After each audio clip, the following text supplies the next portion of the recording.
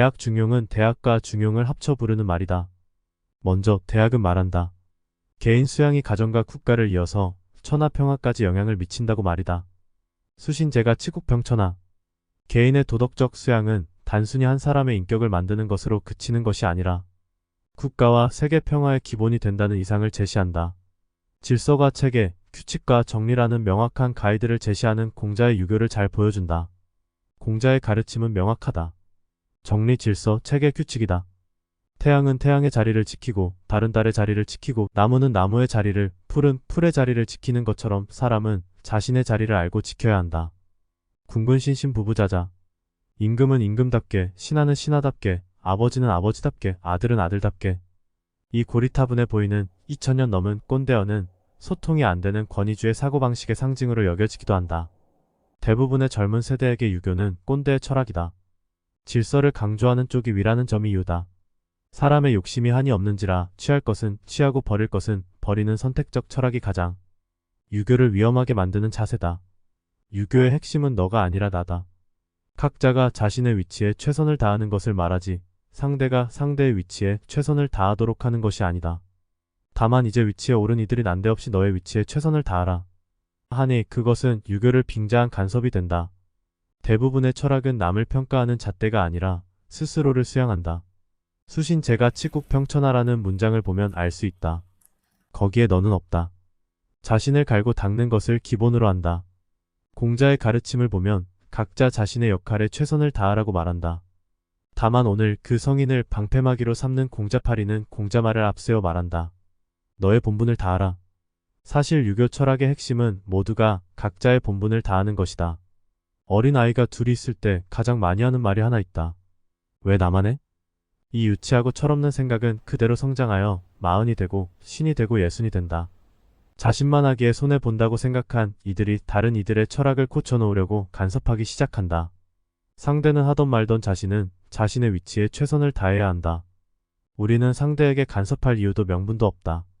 임금이 임금의 위치를 다하지 못하더라도 신하는 신하의 역할을 하고 아버지가 아버지의 역할을 못하더라도 아들은 아들의 역할을 해야 한다. 상대는 하지 않는데 나만 한다고 손해라고 여길 필요도 없다.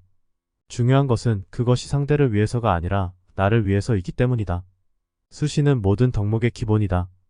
이렇게 자신의 수양에 힘쓴 이들이 많아지면 사회는 점차 자리를 잡는다. 부처를 팔고 예수를 팔고 공자를 파는 것처럼 자신의 말에 위험이 없는 자들은 성인을 힘을 빌어 자신을 포장한다. 그러니 결국 제자라고 자칭하는 이들이 스승을 욕보인다. 다음으로 중용은 무엇인가? 중용은 유교와 도교다. 넘치지도 모자르지도 않은 적절한 중간을 말한다. 모든 행동과 사고는 중도를 지켜야 한다. 도덕적 행위와 인간관계의 가르침도 준다. 과유불급, 지나침은 모자람만 못하다. 이 말은 지나칠 것 같으면 차라리 모자른 편이 낫다를 말하는 것이 아니다. 조화를 위해서는 다다익선이 맞지 않다는 것을 의미한다. 극단은 꼭 화를 부른다. 즉 선을 넘지 않는 조화로움은 질서만큼이나 중요하다. 달이 달의 위치에 떠있는 이유는 지구가 끌어당기는 중력과 지구로부터 튕겨나가는 관성 사이의 균형 때문이다. 즉 대학과 중용은 사실 우주를 이루는 방식이다. 균형은 질서를 낳고 질서는 균형을 낳는다. 부모와 자식 간의 사이도 마찬가지다.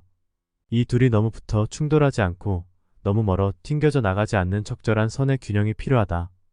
부모, 자식 간의 관계만 그렇겠는가? 군자지교 담담여수, 군자의 사귐은 맑은 물과 같아서 담백하고 평온해야 한다.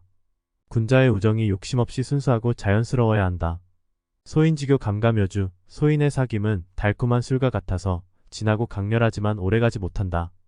소인의 우정이 이해관계에 얽혀있고 일시적이라는 의미다. 아무리 친한 친구라도 함께 여행하거나 동거를 하게 되면 꼭 싸우게 된다. 아무리 사랑하는 사이라도 부부의 연을 맺고 함께 살다 보면 그 흠을 보게 되고 싸우게 된다. 즉 너무 가까워지면 결국 화를 면치 못한다.